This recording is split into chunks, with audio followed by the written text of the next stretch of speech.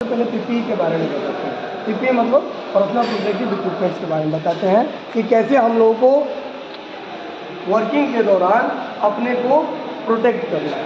तो जैसा कि आप लोग वेल्डर लैब में आए हुए हैं तो यहाँ पे डिफरेंट टाइप्स के पीपीई टूल्स यूज़ किए जाते हैं। जैसा कि आप लोग देख रहे हैं, बच्चा हेलमेट पहना हुआ है।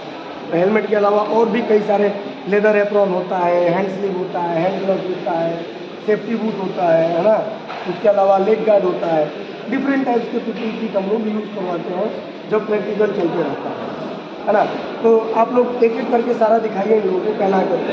आप एक सारा निकाल के ले आओ और डेमो रहे तो ऑल ऑफ सडन कर रहे हैं, मतलब अभी लिक्विड है, अभी ऑक्सीजन के साथ रिएक्ट करके उसके अंदर पोरोसिटी और स्लैग इंक्लूजन टाइप का रिएक्शन रिजल्ट मिलेगा।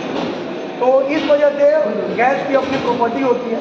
तो और ये क्या करता है कि जब हम लोग वेल्डिंग करते हैं तो वेल्ड पूल के चारों तरफ एक ब्लैंकेट बना, ब्लैंकेट समझ रहा है, चादर। जैसे भाई मच्छर काटता है तो हम लोग क्या करते हैं, चादर ओढ़ के सो जाते हैं या फिर मच्छरदानी लगा लेते हैं, अपने आप को प्रोटेक्ट करते हैं ना। वैसे ही जो वेल्डिंग करते हैं तो वेल्डिंग के दौरान दो मेटल जो है वो फ्यूज होता है। मान लो ये मेटल है, ये दोनों मेटल को अगर हमें जोड़ना है तो इस दोनों मेटल को करेंगे तब तक ये नहीं होगा। तो लिक्विड में करने के लिए हमें हीट देना पड़ता है। तो जब हम लोग इसको लिक्विड स्टेज में ले जाते हैं तो ज़्यादा चांसेस होता है क्या करने का, रिएक्शन होने का। बाहरी जो हमारे एटमॉस्फेरिक कॉन्टेमिनेंट्स हैं, वातावरण में जो हमारी अशुद्धियाँ हैं, जैसे वातावरण में सारा गैसेज है, सारी गैसेज है ना, तो वो गैसेज क्या करती हैं कि वो गैसेज वेल्ड पूल के साथ रिएक्ट करने की कोशिश करती है लिक्विड मेटल के साथ। तो उस गैसेज को रिएक्शन से बचाने के लिए हम लोग क्या करते हैं, इनर्ट गैस का एक लेयर लगा देते हैं। जैसे मच्छरदानी लगा के अंदर घुस जाते हैं ना, वैसे इस इनर्ट गैस का एक प्रॉपर ब्लैंकेट बनाते हैं। उस ब्लैंकेट के अंदर हमारा लिक्विड वेल्ड पूल होता है जिसे हम लोग वेल्ड पुडल कहते हैं, है ना। और वो फिर क्या करता है कि वो जितने भी एटमॉस्फेरिक कॉन्टेमिनेंट्स हैं, बाहरी वातावरण के जो अशुद्धियाँ हैं, वो क्या करती हैं कि किसके साथ रिएक्शन कर लेती हैं, गैस के साथ। वो आती है, वही रिएक्शन करती है, अंदर नहीं जा पाती हैं, जिससे हमारा वेल्ड बिट सही बनता है, डिफेक्टिव नहीं बनता है। साउंड वेल्ड बिट हम लोग पा पाते हैं, we can get sound weld, है ना। तो इस वजह से हम लोग क्या करते हैं कि आर्गन और हेलियम एक बार इसमें करके दिखा, करने के लिए दिखाने के लिए तुम लोग देख नहीं पाएंगे, सबको मेरे को फिर देना पड़ेगा हैंडफील या फिर मतलब आपके लिए हम नहीं, वही तो नहीं देख पाएगा ना तुम। यहाँ पे जितना लोग है ना, सबको मेरे को प्रोटेक्शन, आई प्रोटेक्शन के लिए हैंडसील और या फिर वेल्डिंग हेलमेट देना पड़ेगा, समझा। तो ये मिग वेल्डिंग हो गया, बहुत इंपॉर्टेंट है ये, और इसका यूज सबसे ज़्यादा है। अब आते हैं GMAW। ये GMAW है, ये तुम्हारा GMAW का फुल फॉर्म होता है गैस मेटल आर्क वेल्डिंग, है ना। और इसमें दो वेरिएंट होता है, एक होता है मिग और एक होता है मैग। तो इधर आता है, इधर मिग और मैग होता है, दो सेटअप में इसको हम लोग काम करते हैं इसके अंदर। तो when we are looking for the MAG welding, then we have to use carbon dioxide gas, CO2 gas. अगर हम लोग GMAW सेटअप में कार्बन डाइऑक्साइड गैस का यूज करते हैं एज अ शील्डिंग पर्पस, तो उस प्रोसेस को हम लोग बोलते हैं MAG, metal active gas welding, है ना। और जब इनर्ट गैस यूज कर लेते हैं, आर्गन या हीलियम गैस यूज करते हैं, तब उसको बोलते हैं MiG, metal inert gas welding. नाम से ही पता चलता है, MIG, MiG welding, metal inert gas welding. यानी कि जब सिस्टम में इनर्ट गैस यूज करेंगे तो मिग प्रोसेस कहलाएगा। जब GMAW सिस्टम में एक्टिव गैस यूज करेंगे तो एक्टिव गैस में हम लोग CO2 गैस यूज करते हैं, तब वो मैग कहलाता है, ठीक ना। इस प्रोसेस में भी हम लोग वेल्ड पूल को सील्ड किससे करते हैं, गैस से, आइदर इनर्ट गैस या फिर एक्टिव गैस, ठीक है। सेम ही है। इसमें क्या होता है कि उसमें हम लोग नॉन कंज्यूमेबल इलेक्ट्रोड यूज करते हैं, और in this process we are using consumable electrode, bare wire consumable electrode. ये जो इलेक्ट्रोड होता है बेयर वायर कंज्यूमेबल इलेक्ट्रोड इसको कहते हैं। ये है, देखो ये वायर स्पूल है, इसमें से ये एंडलेस होता है, इसी में ये राउंड करके लगा रहता है, यहाँ से हम लोग फिर इस केबल के थ्रू टॉर्च तक लेते हैं। तो ये इस इलेक्ट्रोड को बेयर वायर इलेक्ट्रोड कहते हैं, और उसमें जो इलेक्ट्रोड यूज होता है वो टंगस्टन का इलेक्ट्रोड होता है। वो नॉन कंज्यूमेबल होता है, कंज्यूमेबल, दोनों में ही अंतर, ठीक ना। इसमें इसका एक और चीज़ है कि इस प्रोसेस से हम लोग मोटे मेटल को आसानी से वेल्डिंग कर सकते हैं, हाई एक्यूरेसी कर सकते हैं, मैग वेल्डिंग में या मिग वेल्डिंग में। और इसमें वेल्डिंग करने के बाद क्लीनिंग की ज़्यादा आवश्यकता नहीं पड़ती, क्योंकि स्लैग नहीं बनता। अदरवाइज दूसरा जो वेल्डिंग हम लोग करते हैं तो उसमें जब वेल्डिंग करते हैं तो स्लैग ऊपर से जमता है, और वो स्लैग क्या करता है, वो स्लैग भी प्रोटेक्ट करता है वेल्ड पुल। तो यहाँ पे वेल्ड पुल को प्रोटेक्ट करने के लिए गैस यूज़ कर रहे हैं, तो इस वजह से ये जो वेल्डिंग प्रोसेस होता है काफ़ी क्लीन होता है, और यहाँ पे टाइम बचता है क्लीनिंग का। तो ये हाई प्रोडक्टिव मशीन है, ये दोनों प्रोडक्शन हाई होता है ना, इन ऑर्डर टू अगर देखा जाए तो क्लीनिंग, ठीक है। हाँ हाँ इधर इसमें भी अगर इसका कोई इक्विपमेंट पूछे कि भाई GMAW का इक्विपमेंट क्या होता है, तो ये पावर सोर्स होता है, फिर वायर फीडर होता है, फिर यहाँ पे वेल्डिंग टॉर्च हो गया, फिर ये हो गया तुम्हारा पावर केबल हो गया, ये हो गया तुम्हारा अर्थ क्लैंप हो गया, ये तुम्हारा हो गया अर्थ केबल हो गया, ये सारा इसका इक्विपमेंट। अब ज़्यादा डिटेल में तो नहीं बता पाएंगे, क्योंकि ज़्यादा डिटेल में बताएंगे 4-5 घंटे। कौन सा? ये जो होता है ये इसको बेयर वायर इलेक्ट्रोड कहते हैं, और ये मतलब कि डिपेंड करता है कि किस टाइप का तुम मेटल वेल्ड कर रहे हो। अभी हम लोग माइल्ड स्टील को वेल्डिंग कर रहे हैं, तो this is the mild steel, copper coated mild steel bare wire. ये किस चीज़ का है? माइल्ड स्टील का, लेकिन इसके ऊपर किस चीज़ का कोटिंग किया गया है? कॉपर का। तो इसको बोलते हैं copper coated mild steel bare wire electrode. इतना लंबा नाम हो जाता है ना। लेकिन जब हम लोग एल्युमिनियम वेल्डिंग करेंगे तो इस स्कूल में क्या रहेगा? एल्युमिनियम का रहेगा, है ना। जब स्टेनलेस स्टील करेंगे तो स्टेनलेस स्टील का। तो ये टोटली डिपेंड करता है कि which types of material we are going to weld, है ना, और उसका क्या केमिकल कॉम्पोजिशन, तो उसके आधार पे हम लोग इलेक्ट्रोड का सिलेक्शन कर लेते हैं, ठीक है। क्लियर है? चलो, तो अभी इतना काफ़ी है या कुछ और ले तो आगे बढ़े। किसी के मन में कोई क्वेश्चन अराइज होता है तो दे कैन डेफिनेटली आस्क। हाँ, अगर बोले किसी के अगर डाउट रह जाता है तो आस्क एकदम you feel free to ask me if you have any types of query और डाउट्स। हम यहीं पे हैं, नहीं रहते तो मेरा नंबर ले लो, जब भी तुमको ज़रूरत पड़े तो कॉल कर लेना, ठीक ना। एक मेमोरेबल बनाने के लिए लोग ग्रुप में वीडियो भी दे देंगे जो भी आप बोल रहे, ताकि ये लोग जब भी बोले तो वीडियो देख करके वो याद करें। कोई दिक्कत नहीं है, मेरा नंबर लेना तुम लोग, जब भी कुछ भी डाउट्स हो मैकेनिकल ट्रेड से रिलेटेड, प्रैक्टिकल रिलेटेड, मेरे को तुम लोग कॉल कर सकता है, हम रेडी है बताने के। तो ये जनरली इसको हम लोग बोलते हैं ट्रांसफार्मर सेट, है ना। ये वेल्डिंग मशीन ही है, ये भी it is a part of arc welding. अभी जितना भी जो तुम लोग देखा ना, आप लोग मच्छरदानी की तरह काम कर, स्लैग हटा दिए, अंदर वेल्डेड है, ठीक ना। तो यही चीज़ है, एक बार कॉन्सेप्ट क्लियर हो जाता है तो सब ठीक है। बाकी वेल्डिंग ही है, ये नॉर्मल वेल्डिंग है, आर्क वेल्डिंग है।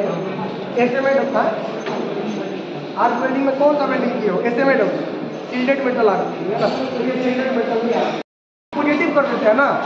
तो इलेक्ट्रोड को जैसे हम लोग पॉजिटिव करेंगे तो इलेक्ट्रोड में टोटल हीट का 70% हीट लिबरेट होना है।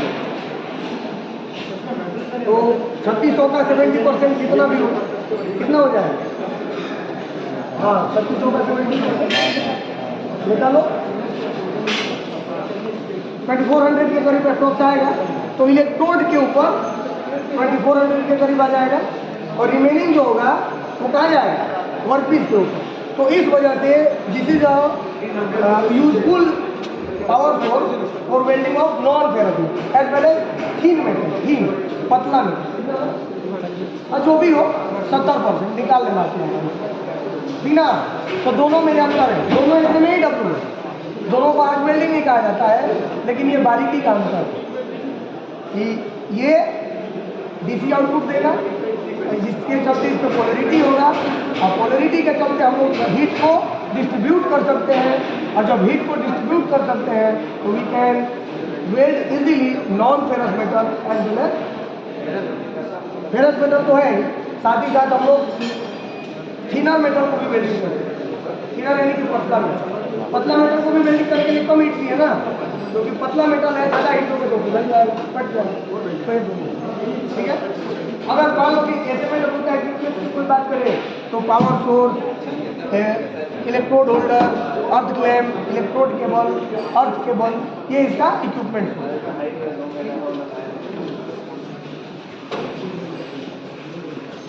समझ में आ रहा है ना? सबका अपना अपना एक फंक्शन है, सबका अपना अपना, यहाँ पे कोई ऐसा मशीन नहीं है जिसका अपना एक पर्टिकुलर फंक्शन ना हो। सब अपने एरिया में मतलब कि महारत हासिल की है। ऐसा नहीं है कि ये भी रख ली है, वो भी रख ली है, ऐसे ही रख ली है, नहीं, इसका अपना मतलब है। इसको हमने इसलिए रखा क्योंकि इसमें क्वालिटी है, उसको हमने इसलिए रखा कि उसमें क्वालिटी नहीं है, हमें बताना है। देखो इसमें प्लस माइनस का दिया हुआ है, और उसमें देखो नहीं दिया हुआ, यानी कि जब भी तुमको अगर मान लो कि इस तरह का नॉन फेरस मेटल करना होगा तो यहाँ से तुम पोलैरिटी चेंज कर सकता है। इलेक्ट्रोड को प्लस में जोड़ सकता है और वर्कपीस को माइनस में जोड़ सकता है, वर्कपीस को प्लस में जोड़ सकता है, इलेक्ट्रोड को माइनस में जोड़ सकता है। ये फैसिलिटी है और इसका असर दिखेगा, लेकिन वहाँ पे असर नहीं दिखेगा। वहाँ पे प्लस में कर दो, प्लस माइनस तो खैर है ही नहीं टर्मिनल पे, टर्मिनल बदल भी देगा तो कोई असर, कोई इफेक्ट नहीं देगा। There is no changes in. एक पग कटिंग है, एक गैस कटिंग। अब बोलेगा तुम लोग कि 3 कटिंग क्यों जरूरी है? 3 टाइप की कटिंग मशीन है हमारे पास, तो तीनों का अंतर मैं यहीं पे बता देता हूँ। ये manual air plasma cutting machine, कौन सा है? Manual air plasma cutting machine. और ये जो कटिंग मशीन है, इस कटिंग मशीन के द्वारा हम लोग फेरस और नॉन फेरस दोनों मटेरियल काट सकते हैं। दोनों, we can cut ferrous and non ferrous types of material, है ना। तो इसका ये एडवांटेजेस है, ठीक है। इसमें टंगस्टन का इलेक्ट्रोड यूज होता है और इसमें एसी पावर सोर्स भी यूज है, ठीक है। यहाँ पे एयर कंप्रेसर है, यहाँ से हम लोग हाई प्रेशर से एयर लेते हैं और ये एयर क्या करता है कि जैसे तुम लोग अभी देखा वेल्डिंग कर रहे थे तो क्या हो रहा था, मटेरियल मेल्टा ना। अगर उस मटेरियल को फूंक मार के हटा दे तो वहाँ क्या हो जाएगा, गड्ढा हो जाएगा ना, यानी मटेरियल कट जाएगा ना। तो यहाँ पे एयर प्रेशर वही काम करता है। इसमें जो टंगस्टन इलेक्ट्रोड है वो पहले मेटल को मेल्ट करता है और फिर जो हाई प्रेशर ऑक्सीजन है, एयर प्रेशर है, वो क्या करता है कि उस लिक्विड मटेरियल को हवा दे करके रिमूव करता है, जिससे कर्व बनता है, जिसे हम लोग कर्व बोलते हैं, और एक कट बनता है ना। तो ये चीज़।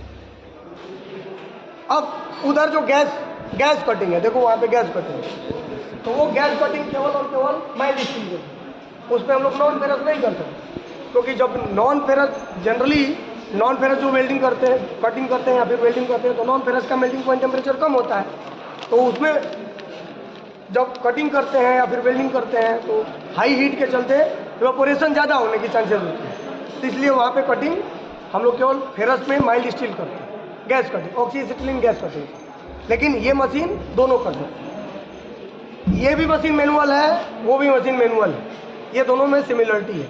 लेकिन एक वहाँ पे है पग कटिंग मशीन, पग कटिंग मशीन, ये सामने तो वो भी ऑक्सीएसिटिलीन पग कटिंग मशीन। उसमें भी हम लोग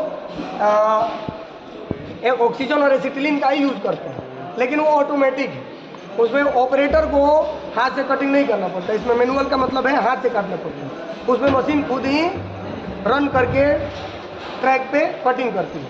उसमें फैसिलिटी ये है कि हम लोग बेवलिंग कर सकते हैं, जैसे देखो इसमें क्या है फैसिलिटी है,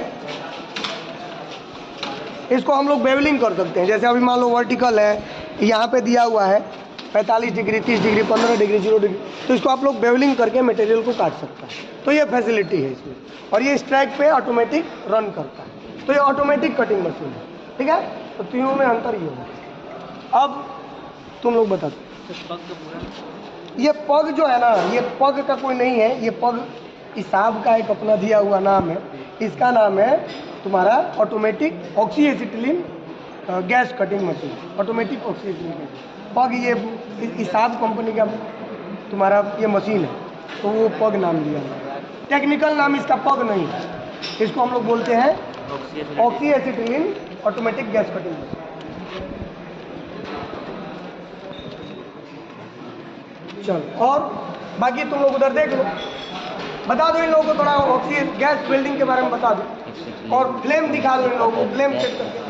फ्लेम सेट किया था तुम लोग, बताया फ्लेम देखा था, तीनों टाइप का फ्लेम देख लिया ना? हम लोग नहीं देखे। तो जो नहीं देखा देख लो, दिखा दो फ्लेम, दिखा दो। इनका पूरा ड्रेस कोड में उनको लेने दो वीडियो। फ्लेम दिखा दो। ये गैस वेल्डिंग है, गैस वेल्डिंग है, ऑक्सी एसिटिलीन गैस वेल्डिंग है ना। इसमें फ्यूल गैस के रूप में हम लोग एसिटिलीन गैस यूज कर रहे हैं, और ऑक्सीजन गैस का यूज हम लोग as a supporter of combustion use करते हैं, यानी दो गैसेज मिल करके यहाँ पे हम लोग वेल्डिंग करते हैं।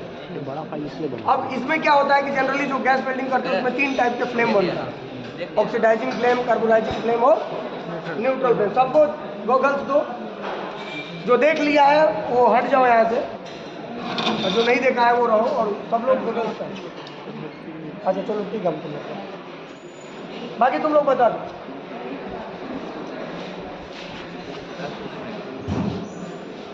We are going to see 3 type of flame ना। Yes sir.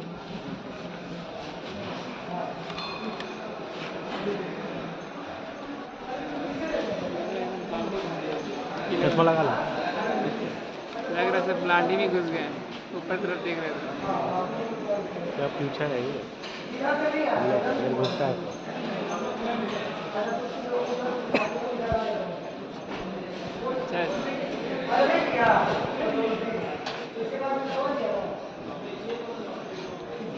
सबसे पहले हम लोग को एसिडिन गैस छोड़ना पड़ता है, इससे हम लोग फ्लेम जनरेट करते हैं।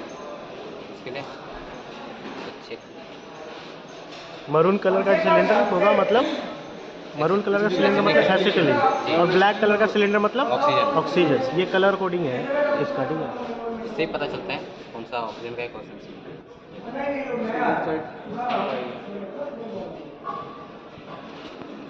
दोनों को साथ में लगाना है। पहले एसिडिन को छोड़ना पड़ता है फ्लेम जनरेट करने के लिए। लाइटर नहीं नहीं, स्पार्क लाइटर। Spark light.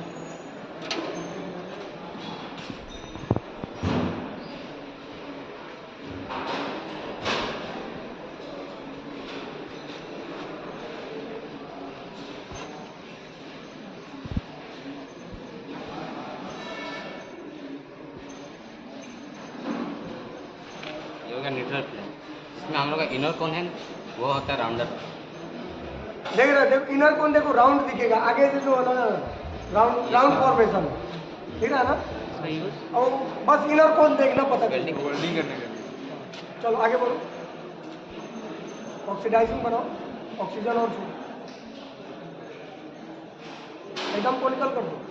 हाँ करो, और कोई दिक्कत नहीं। अभी इनर कोन का शेप कैसा दिख रहा है? पॉइंटेड पॉइंटेड दिख रहा है ना। तो यहाँ पे ये ऑक्सीडाइजिंग फ्लेम है। अब देखो फ्लेम का लेंथ भी छोटा हो गया ना, पहले लंबा था अभी छोटा हो गया। चलो ये प्रैक्टिकल एक्सपोजर तुम्हें मिलेगा। कार्बोनाइजिंग बना देगा, और थोड़ा सा एसिटिलीन और एसिटिलीन छोड़ो। ठीक है ठीक है ठीक है ठीक है, न्यूट्रल फ्लेम बना करके बनाओ।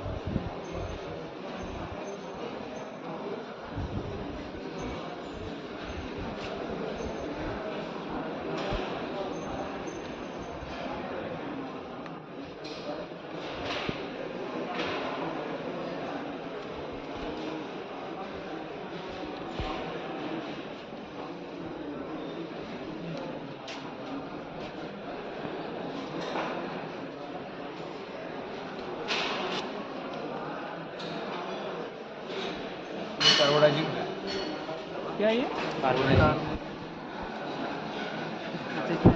बनाने के लिए इसका न्यूट्रल न्यूट्रल मतलब वेल्डिंग करने के लिए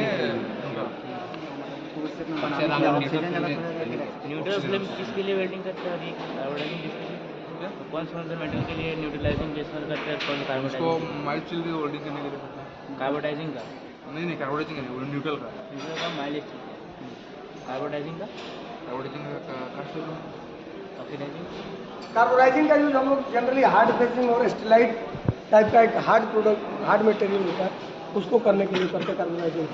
सबसे ज़्यादा यूज हम लोग न्यूट्रल फ्लेम का करते हैं, जैसे एल्यूमिनियम का वेल्डिंग करना हो या फिर माइल्ड स्टील का करना हो, स्टेनलेस स्टील करना हो, तो न्यूट्रल फ्लेम का। बाकी जो ऑक्सीडाइजिंग फ्लेम होता है उसका यूज़ हम लोग ब्रेजिंग वगैरह के लिए करते हैं। इसमें जो मतलब इसमें इसको कि बनाने दोनों के लिए ये सबसे ज़्यादा कौन सा प्रोडक्ट आता है? वाइट एक्सिस इनरफोन जो बाहर लंबा दिख रहा है, जो वाइट एक्सिस इनरफोन है और जो अंदर है वो राउंडर रहता है इनरफोन। इसमें 2 रो इनरफोन बनता है तो फ्लेम। अच्छा, ठीक। हम पूछ रहे हैं ना मतलब इस तरह का फ्लेम बनाएंगे मतलब ऑक्सीजन को ज़्यादा थोड़ा सा फिर एसिटिलीन गैस ऑक्सीजन को ज़्यादा मतलब ऑक्सीजन को छोड़ के ये करते हैं। मतलब जैसे एसिटिलीन न्यूट्रल फ्लेम बनाते हैं ना, उसमें पहले एसिड छोड़ा जाता है, फिर उसके बाद इसमें दोनों का मात्रा इक्वल रहता है, ऑक्सीजन और न्यूट्रल ये का एसिटिलीन का। उसमें दोनों का ये गैस इक्वल रहता है। तो कैसे पता करेंगे कि दोनों इक्वल है? वो ये पॉइंटेड बनता है, जो राउंडर बनता है ना, उससे पता चल जाता है दोनों का इक्वल है। फ्लेम का आइडेंटिफिकेशन कोन से किया जाता है? जैसे कोन अगर कोन आगे से राउंड फॉर्मेशन में है तो हम लोग समझ जाते हैं कि ये न्यूट्रल फ्लेम है। अगर मान लो कोन पॉइंटेड बन रहा है तो वो ऑक्सीडाइजिंग फ्लेम है, और वो तभी पॉइंटेड बनेगा जब तुम एक्सेस ऑक्सीजन दोगे। अगर ऑक्सीजन का वॉल्यूम एसिटिलीन से जब ज़्यादा रहेगा तो ही वो पॉइंटेड बनेगा, अदरवाइज नहीं बनेगा। और कार्बोनाइजिंग में 2 मतलब कि इनर कोन बनता है, एक एक्सेस वाइट इनर कोन बनता है और उसके अंदर एक और इनर कोन बनता है जो कि राउंड फॉर्मेशन में होता है। तो वो जब एसिटिलीन ज़्यादा होता है तब बनता है उस टाइम। ये आइडेंटिफिकेशन के लिए।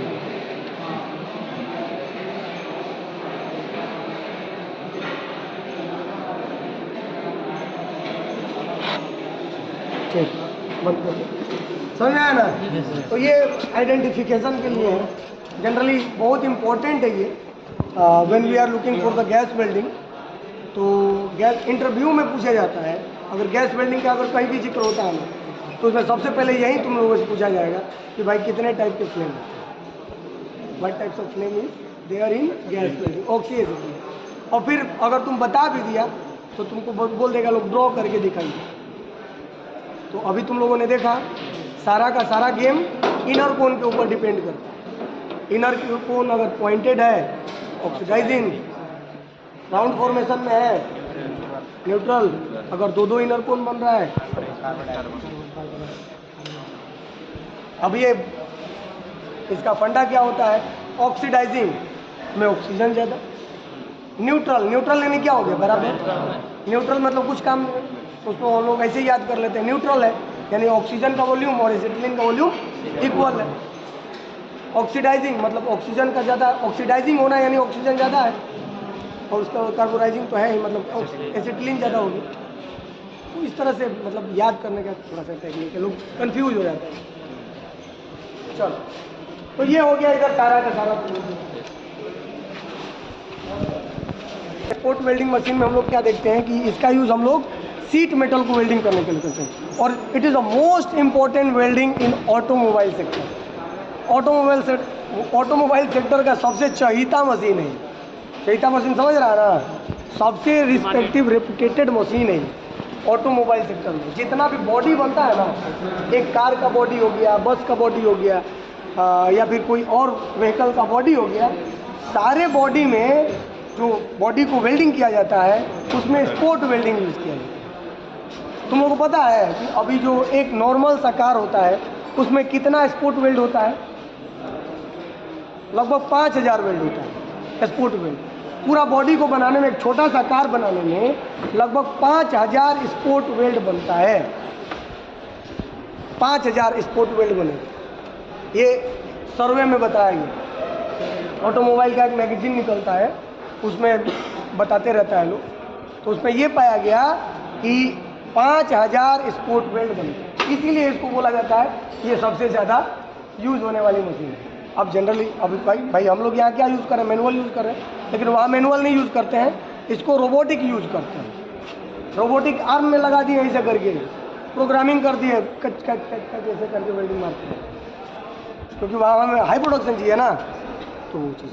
तो ये मेन इसका वही है, ये सीट मेटल को वेल्डिंग करने के लिए यूज़ होता है, और ये सबसे ज़्यादा यूज़फुल ऑटोमोबाइल सेक्टर में। ठीक है, ये दोनों वही है। ठीक है। तो लगभग तुम लोग का हो गया है ना। बाकी और किसी को कुछ पूछना है? ठीक। सर इसका सीट मतलब कितना एम से कितना एम तक का बेल्ट है? देखिए देखो इसमें करंट, देखो सीट का थिकनेस ये जो है करंट के ऊपर डिपेंड करता है। वर्किंग तो कैसे काम करता है, ये वाला कैसे काम करता है वर्किंग? मशीन का कितना कैपेसिटी है, मशीन चालू नहीं कर रहा है। जैसे ये देखो सीट, जैसे ये वाला सीट हो गया। और इसमें एक चीज़ और है, ये केवल लेफ्ट जॉइंट बताता है। तुम लोगों को जॉइंट दिखाया कि नहीं हुआ? तो इसमें हम लोग केवल और केवल लेफ्ट जॉइंट कॉन्फ़िगरेशन में ही वेल्डिंग कर सकते हैं। Butt joint, T joint, corner joint, edge joint नहीं कर सकते। लेफ्ट जॉइंट कर सकते हैं। लेफ्ट जॉइंट में क्या होता है कि एक मटेरियल के ऊपर अनदर मटेरियल हम लोग के वेल्डिंग करते हैं, तो इसको ऐसे कर सकते हैं, है ना।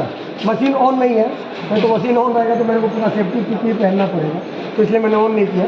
ऐसे करके ऐसे फुट पेडल दबाते हैं, ये वेल्डिंग है, ठीक ना। बाकी ये तो टूल्स वगैरह है, फाइल वगैरह।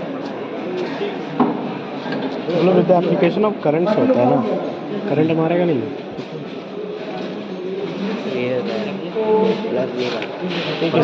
ये किस चीज़ का है पता करो, क्या चीज़ है पता करो।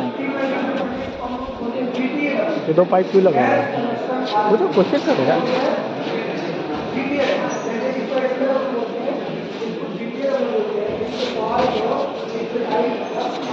अच्छा एक और चीज़, अगर ये करंट से होता है ठीक है, तो हीट जनरेट कैसे होता है? H2O के तहत होता है क्या? नहीं, दोनों को जब ये सड़ाते तब हीट होता है। तो हीट के जनरेट कैसे? तो मेटल पिघलता कैसा है? ग्लू आ जाता है क्या? नहीं, तो हीट होता है ना, तो हीट किसके तहत होता है? दूसरा सवाल कि अगर ये कॉपर है तो अगर कोई सेफ्टी किट अगर कोई छू लेता है तो उसको करंट लगने का डर है कि नहीं है? और ये दो पाइप किस चीज़ के है? मतलब कूलिंग करने के लिए। ये चीज़ सवाल करो।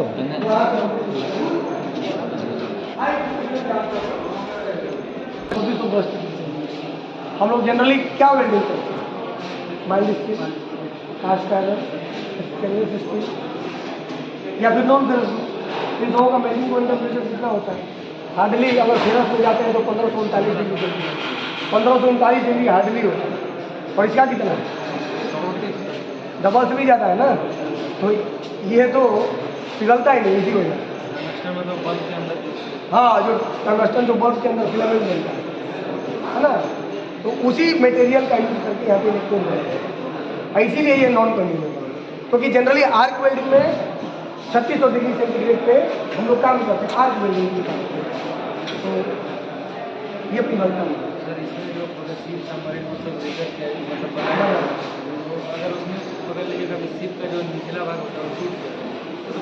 नहीं तो फिर नहीं, उसके लिए फिर हम लोग दूसरा मेथड यूज करते हैं। उसके लिए ऑक्सी हाइड्रोजन करके होता है, गैस में उसका पानी के अंदर ये पानी के अंदर वेल्डिंग नहीं है, ये पानी के ऊपर ही है। जब सबमरीन तुम्हारा लैब में होगा, वर्कशॉप में होगा, तो अंदर रिपेयरिंग करना हो तो वहाँ पे इसका यूज होगा, ठीक है। यहाँ से पानी को क्या करते हैं, चूँकि जो ये स्पोर्ट वेल्डिंग जो होता है वो रेजिस्टेंस वेल्डिंग करते हैं, तो इसमें जो वेल्डिंग होता है वो रेजिस्टेंस के कारण होता है। तो यहाँ पे हीट जनरेट होता है दोनों इलेक्ट्रोड में, तो इसको ठंडा करने के लिए, कूल्ड करने के लिए हम लोग क्या करते हैं, इसमें कूलेंट यूज़ करते हैं और ये रिसर्कुलेट होते रहते हैं, है ना। तो इस वजह से ये क्या होता है, इलेक्ट्रोड हमारा ठंडा है। और किस मटेरियल का? ये कॉपर का, कॉपर का तो सेफ्टी किट अलग है। नहीं कुछ नहीं, जो सेफ्टी किट लगे जो ये पहना ये उसमें तो ये भी निकाल दो, कोई दिक्कत नहीं। सर ये पानी जो आता है वेल्डिंग के बाद आता है ना? नहीं, जो तुम वेल्डिंग करेगा ना, वेल्डिंग करते रहोगे तो ये रिसर्कुलेट होते रहता है, क्योंकि जब वेल्डिंग करोगे तो दोनों जो इलेक्ट्रोड होता है वो हीट हो जाता है, गर्म हीट हो जाता प्रोड्यूस होता है, वो किस आधार पर होता है? है। जब तुम देखो अभी क्या होता है, जैसे दो टर्मिनल होता है, एक होता है फेज और एक होता है न्यूट्रल। जब दोनों को टच कराओगे तो क्या होता है, शॉर्ट सर्किट होता है। तो उसी बेस पे ये काम करता है, सारा वेल्डिंग वही वाला प्रिंसिपल है, शॉर्ट सर्किटिंग पे भी है सारा वेल्डिंग। क्योंकि वेल्डिंग सर्किट कब पूरा होता है, जब हम लोग फेज और न्यूट्रल को एक साथ टच कराते हैं। अब चूंकि उसमें स्टेप डाउन ट्रांसफार्मर लगा हुआ है, अलग मैकेनिज्म लगा हुआ है, इस वजह से कुछ होता नहीं। लेकिन यहाँ पे क्या है, ये रेजिस्टेंस बेस्ड वेल्डिंग प्रोसेस है। इसमें जब करंट आता है तो करंट की क्या टेंडेंसी, वो फ्लो करता है। जब उसको कंडक्टर मिलता है तो कंडक्टर में क्या करता है, फ्लो करता है।